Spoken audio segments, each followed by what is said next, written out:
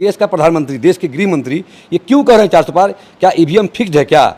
तो झूठ है। अगर प्रधानमंत्री नरेंद्र मोदी जी तो कभी बोले कि हम चाय बेचते थे, कभी बोले हैं कि हम 35 साल जो है वो भीख मांग करके खाए हैं, कभी बोलते हैं कि हम तो फकीर है, झोला उठाएंगे चल देंगे।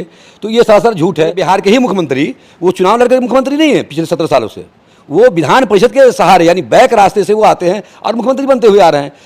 तेजस्वी यादव अकेला नहीं है रोकने, उसकी रथ को, उसके झूठ के रथ को रोकने के लिए अकेला नहीं है। और रहा रथ के रुकने की सवाल, तो इसी तेजस्वी यादव के पिताजी जो हमारे राष्ट्रीय जनता दल के आदरणीय राष्ट्रीय अध्यक्ष श्री लालू प्रसाद यादव जी ने अडवाणी जी को रथ को इसी बिहार में रोका था। तो ये तो झूठ का रथ है।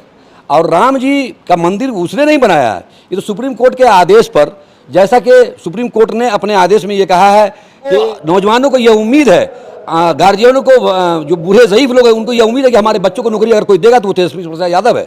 इस सहारे, इस उम्मीद के साथ जो है वो इस इलेक्शन में लोकसभा में वोट करेंगे हमारे गठबंधन को। कितना 40 में कितना? 40 में 40 जीतेंगे। ये तो बड़ा आश्चर्य वाली बात है, एक्सेप्टेबल ही नहीं है 40 में 40। अगर एनडीए के लोग बोलते हैं, मोदी जी बोलते हैं, देश के प्रधानमंत्री हैं, वो देश का प्रधानमंत्री हर लोकसभा में एक बार दो बार जा रहे हैं कैंपेन करने के लिए। हमारे तो नेता एक हैं बिहार में भाई, तेजस्वी प्रसाद यादव, हर अकेले जो है प्रधानमंत्री का मुकाबला कर रहे हैं। जय हिंद दोस्तों, मेरा नाम है रजा अंसारी। 2024 के लोकसभा की तमाम तर तैयारियां पूरे बिहार में और पूरे देश भर में चल रही है। प्रधानमंत्री नरेंद्र मोदी इस हताशे में गुम है कि इन दिनों उनके शब्दों की जो है बहुत सारा जो है बातें गलत निकल रही। नीतीश कुमार जो है बिहार की रैली में कह देते हैं कि मोदी जी के साथ 4000 से ज्यादा एमपी, हालांकि देश भर में 547 लोकसभा के सांसद है और 275 के करीब जो है राज्यसभा में। पहला 2-3 बड़े बिहार से अपडेट है कि पप्पू यादव जो है पूर्णिया से निर्दलीय इलेक्शन लड़ रहा है, हालांकि उन्होंने कांग्रेस पार्टी को ज्वाइन किया। दूसरी तरफ कन्हैया कुमार जो बेगूसराय से इलेक्शन लड़े थे गिरिराज सिंह के खिलाफ, उनका भी टिकट फिलहाल अब तक उनका अनाउंस नहीं हुआ, मगर खबर यह है कि वो जो है दिल्ली के सीट से जहां से मनोज तिवारी इलेक्शन लड़ते वहां से लड़ रहे। 3 बड़े अपडेट है। मुस्लिम लीग को लेकर प्रधानमंत्री ने कहा है कि कांग्रेस का मैनिफेस्टो मुस्लिम लीग है। तेजस्वी यादव ने कहा है कि 400 सीटों की जो बात सरकार कर रही है वो रोजगार पे बात क्यों नहीं करती है। मोदी जी ने कहा है कि जो कांग्रेस का मैनिफेस्टो वो मुस्लिम लीग का है, जिस पर खड़गे जी ने कहा है कि इस बयान से लगता है कि आरएसएस की बदबू आ रही है। इसरारुल हक साहब है, राजद के नेता है, बिहार से हैं और फिलहाल लगातार जो है सक्रिय तौर से राजद के लिए काम कर रहे हैं। पहला सवाल यह है कि बिहार के 40 लोकसभा सीटों में 2019 में मोदी जी लगभग जो है 39 सीटों पर आ गए। एक भी जो है महागठबंधन को नहीं आया, कांग्रेस को सिर्फ किशनगंज का जावेद साहब का सीट आया। क्या है बिहार की राजनीति? आप लोग तो पूरे बिहार भर में घूम रहे हैं, देख रहे हैं। सबसे पहले आपके चैनल का शुक्रिया अदा करते हैं और आपके चैनल के ज़रिया जो है पूरे बिहार वासी और देशवासियों को जो है रमज़ानुल मुबारक का आखिरी अशरा का मुबारकबाद और साथ ही आने वाले ईद उल फित्र का भी मुबारकबाद पेश करता हूँ।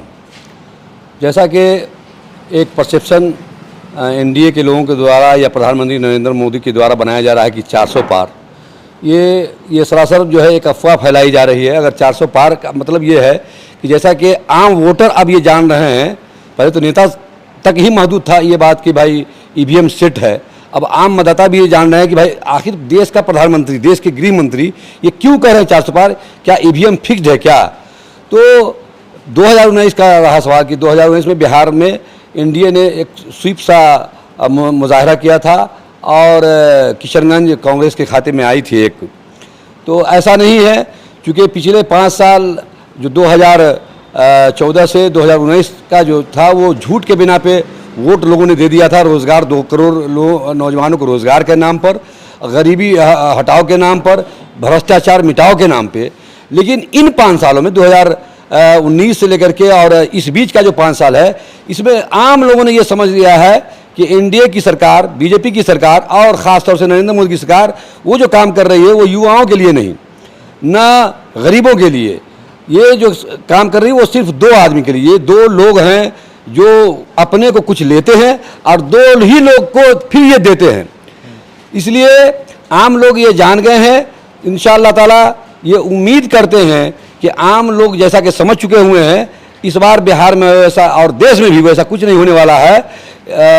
इंडिया गठबंधन की सरकार मजबूती के साथ बनने की संभावना है।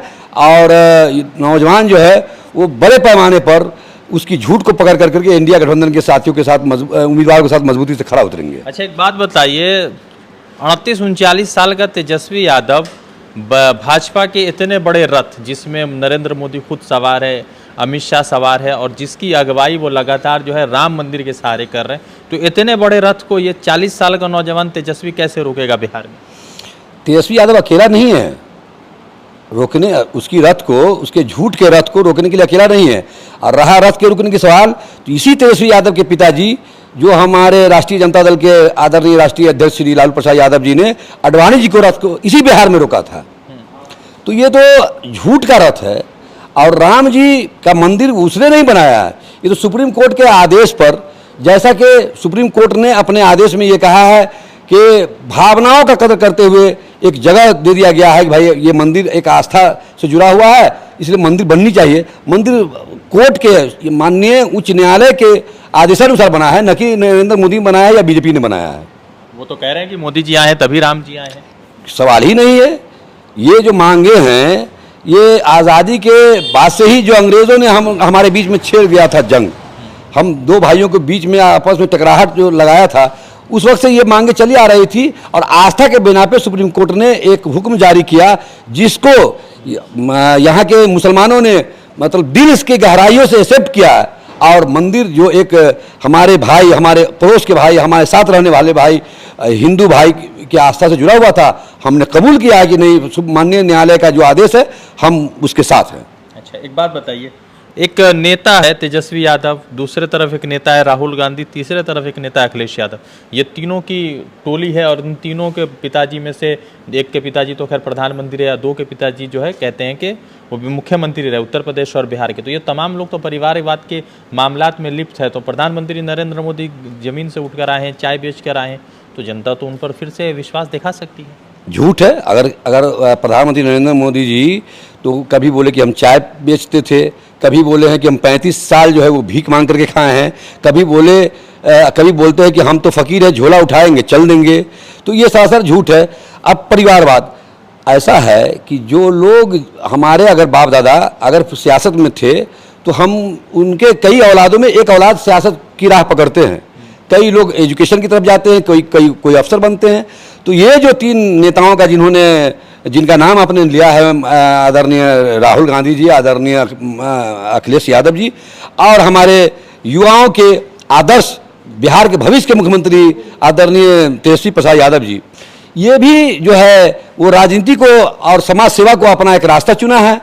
और उन्होंने लोगों के बीच से चुनाव जीत करके, यानी लोगों ने उनको वोट दिया है, तब वो एमएलए बने, तब वो एमपी बने हैं।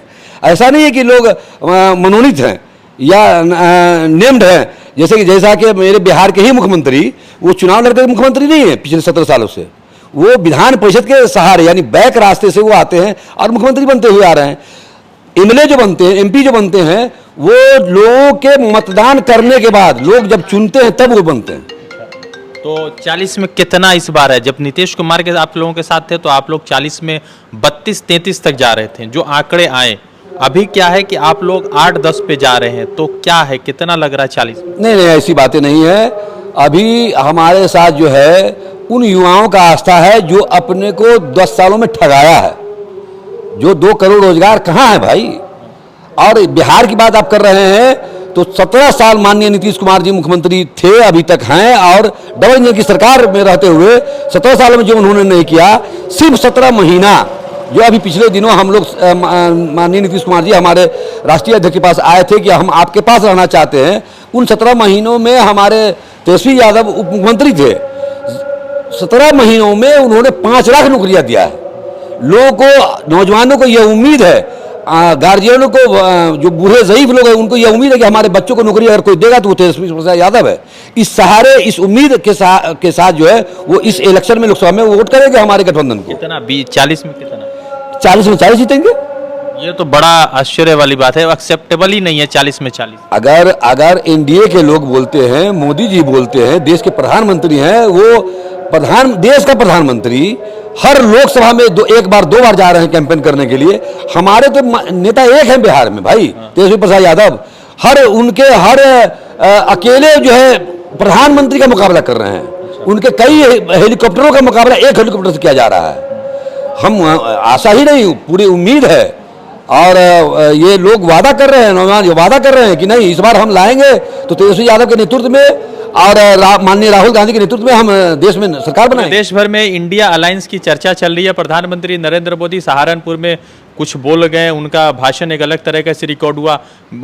अभी बंगाल गए हुए तो उन्होंने कहा कि हेलीकॉप्टर पर बैठे हुए जब मैं रोड से आ रहा था तो लोगों ने तलाश ये शुरू किया कि ऐसा कौन सा हेलीकॉप्टर है जो ज़मीन पर चलता है। तो ये तमाम तरह की बातें लगातार तेजस्वी यादव फेसबुक के माध्यम से बिहार की जनता, बिहार के युवाओं के साथ जुड़ रहे हैं और अपनी बात रख रहे हैं। बिहार बड़ा इस मरतबा दिलचस्प है क्योंकि तेजस्वी यादव के 17 महीने के सरकार में जब वो उप मुख्यमंत्री थे तो 5 लाख नौकरियां बांटी गई और प्रधानमंत्री नरेंद्र मोदी जो है सत्ता में 10 सालों से है, मगर उस तरह से नौकरी नहीं बांटी गई जैसा एक राज्य जो है नौकरी बांटता है। अब सवाल यह है कि बिहार की जनता क्या सोच रही है।